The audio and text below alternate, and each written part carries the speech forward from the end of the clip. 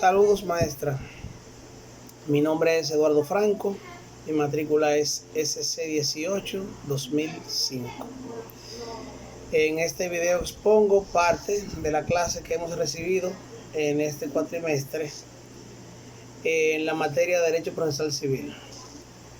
Me permito iniciar con la celebración de las audiencias. Y es que una vez constituido el tribunal en estrado, el juez presidente ordena al alguacil de servicio que llame la causa a la vista. Y leyendo el rol o libro de asiento de las causas, el que se refiere a la que va a conocerse,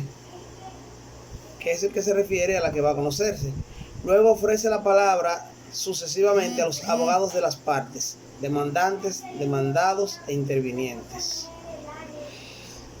El policía de la audiencia, según el artículo 88-92 del Código Procesal Civil, modificados y completados por los artículos 365 y 366 del Código Procesal de Procedimiento Criminal, regulan el ejercicio del policía en la audiencia, a cargo siempre del juez presidente.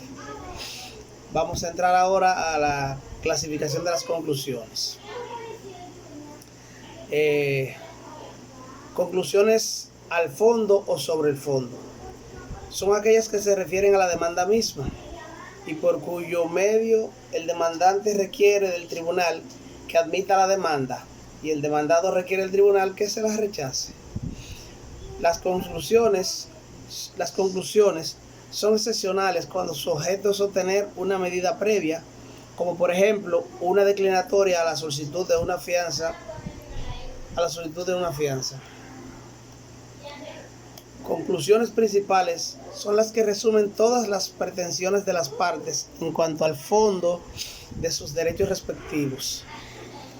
Conclusiones subsidiarias son las conclusiones que contienen sea una restricción a las conclusiones principales para que en caso de que el tribunal entienda que no debe acoger estas, sea una demanda tendiente a que se ordene la administración de una prueba en apoyo de conclusiones principales que no se hayan suficientemente justificadas. Conclusiones alternativas son las que tienen por objeto reclamar de dos o más cosas, una de ellas opción de la otra parte o del tribunal. Conclusiones primitivas son las que la parte asume en apoyo de su demanda o de su defensa. Conclusiones adicionales son las que el demandante agrega a sus conclusiones primitivas o principales. Conclusiones reconvencionales son las que el demandado presenta para sostener una demanda reconvencional. Efectos de las conclusiones. 1. Cuando esas conclusiones recaen sobre el fondo, cubren todas las excepciones. Las conclusiones fijan la competencia del tribunal apoderado. Las conclusiones precisan el contenido de las pretensiones de las partes y limitan por consiguiente el poder de decisión del juez. La sentencia es nula si estatuye sobre cosas no pedidas. Eso se llama extrapetita.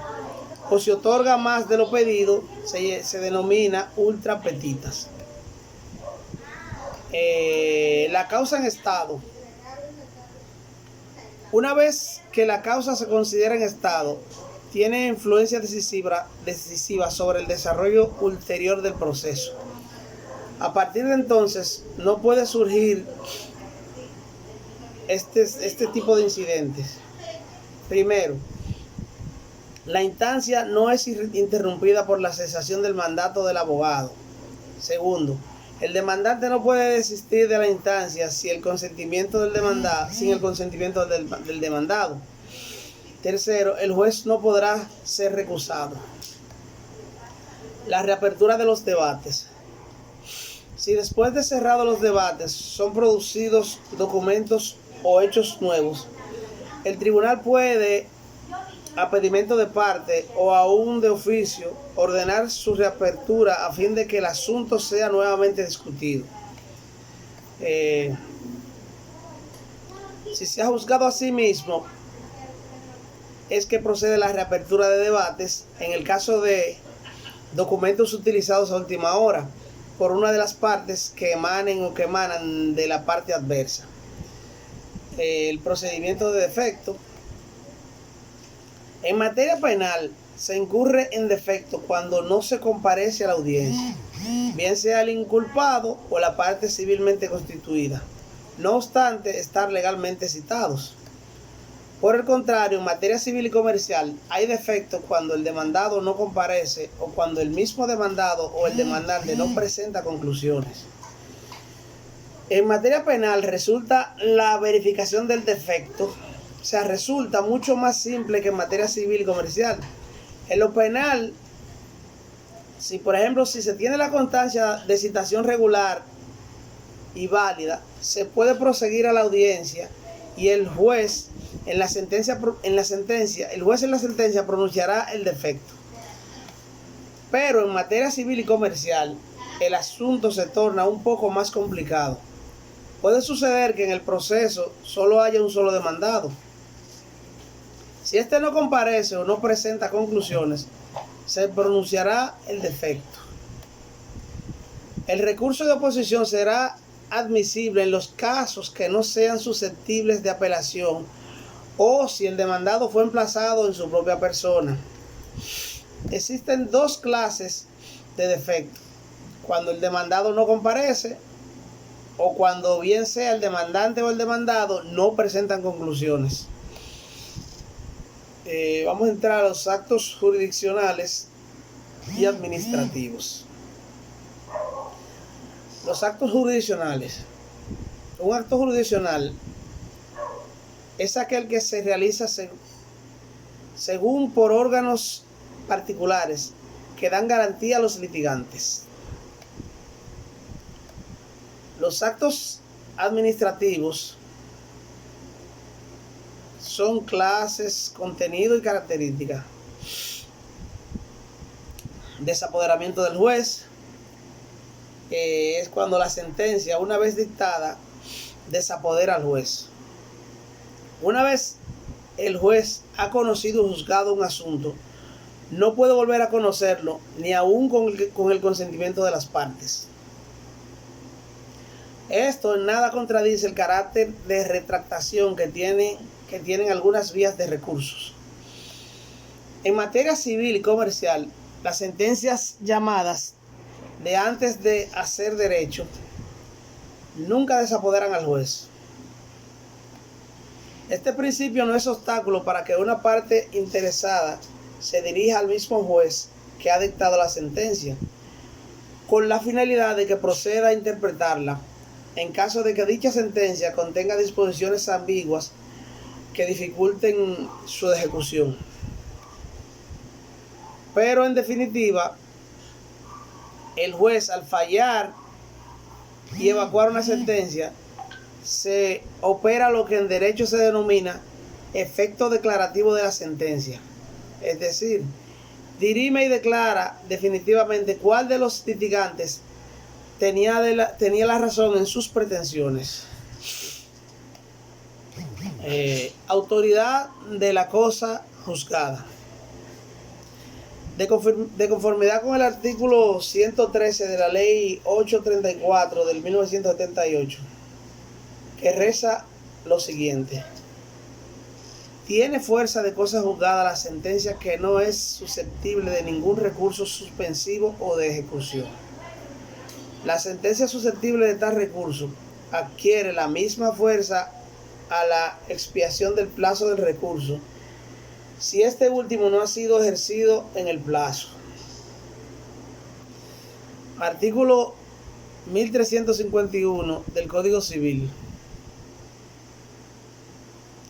La autoridad de la cosa juzgada no tiene lugar sino respecto de lo que ha sido objeto de fallo. Cuando una sentencia adquiere autoridad de la cosa irrevocablemente juzgada, mantiene dicha autoridad aún en el caso en que haya sido dictada por un tribunal incompetente y a fortiori, algo así. si ha habido violación a las formalidades exigidas por la ley. Las excepciones de procedimiento constituyen una excepción de procedimiento todo medio que tienda sea hacer declarar el procedimiento irregular o extinguido, o sea, suspender su curso. Se debe, a pena de inadmisibilidad, debe ser presentada simultáneamente y antes de toda defensa al fondo o fin de inadmisión. Dentro de las excepciones tenemos la fianza del extranjero o transeúnte, que dice que todo extranjero transeúnte que demanda en justicia o que siendo residente en el país no posea bienes inmuebles, está obligado a prestar una fianza que sirva para garantizar el pago de las costas, gastos y posibles condenación en daños y perjuicios de su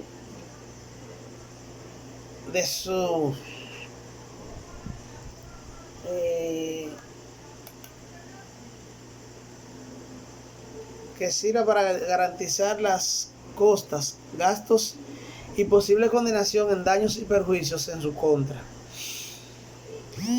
en caso de que sus pretensiones sean rechazadas, claro.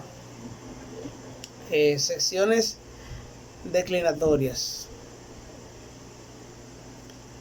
Las excepciones de incompetencia, litispendancia y conexidad, en caso de que sean escogidas, obliga al juez a enviar el proceso por ante otra jurisdicción.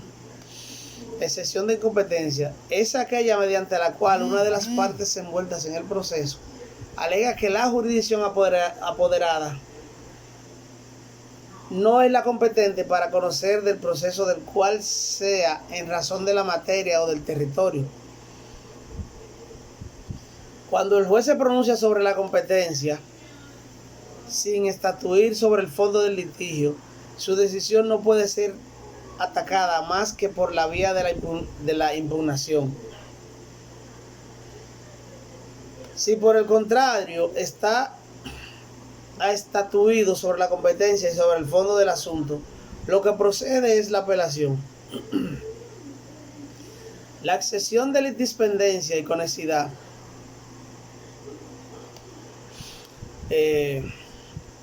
hay litispendencia cuando se ha incoado ante otro tribunal a requerimiento del mismo actor y antecubierto el mismo demandado con el mismo objeto y fundado en la misma causa. Condiciones para la excepción de litispendencia: que hay misma causa, mismo objeto, misma finalidad. Hay conexidad cuando entre dos demandados hay un lazo tal de dependencia y subordinación que es conveniente instruirlas y juzgarlas juntamente, o sea, juntas, a fin de evitar lentitudes en el procedimiento y la eventualidad de sentencia contradictoria e inconciliable. En estos casos, el mismo litigio está pendiente ante dos jurisdicciones del mismo grado, igualmente competente para conocerla. La jurisdicción apoderada, en segundo lugar, debe desapoderarse en provecho de la otra, si una de las partes la solicita en su defecto. En este caso, puede hacerlo de oficio. La excepción de conexidad puede ser propuesta en todo estado de causa.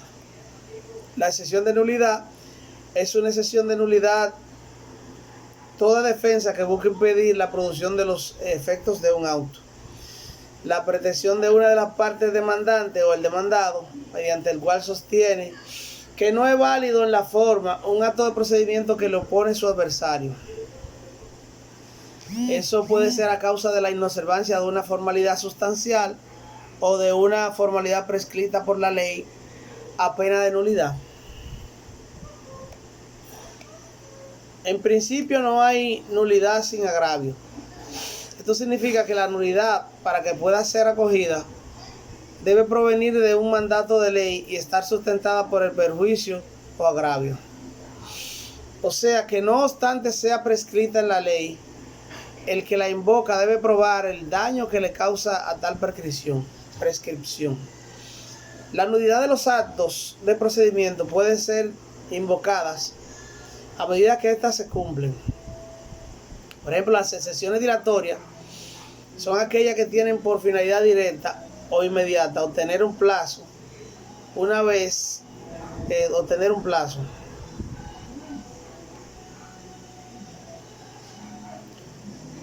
desde el día en que se haya disuelto la comunidad para hacer inventario. La excepción de garantía es la obligación de proteger a una persona a quien se ha transferido un derecho real o de crédito contra las turbaciones que pueda experimentar en el ejercicio de ese derecho y de indemnizarlo por los perjuicios que pueda sufrir por ese motivo. Los medios de inadmisión.